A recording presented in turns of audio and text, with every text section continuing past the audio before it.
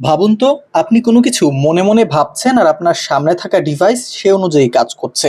এমনটি কল্পনাতে থাকলেও তা বাস্তবে করে দেখিয়েছেন ইলন মাস্ক। তার কোম্পানি নিউরালিঙ্কের মাধ্যমে এই কল্পনাকে হার মানিয়েছেন তিনি।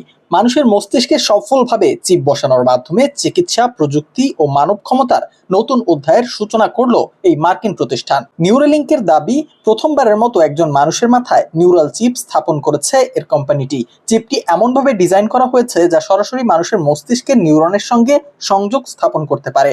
চিপের মাধ্যমে ব্যবহারকারী মস্তিষ্কের সাহায্যে কম্পিউটার বা অন্য যন্ত্র নিয়ন্ত্রণ করতে পারবে।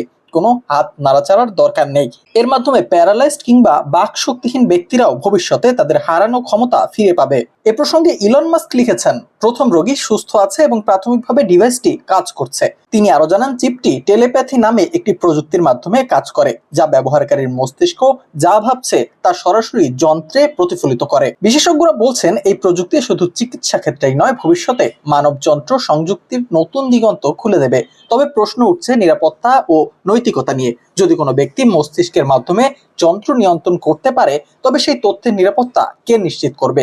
এছাড়া চিপ সংযোজনের দীর্ঘমেয়াদী স্বাস্থ্য ঝুঁকি কতটুকু, তা নিয়েও চলছে আলোচনা।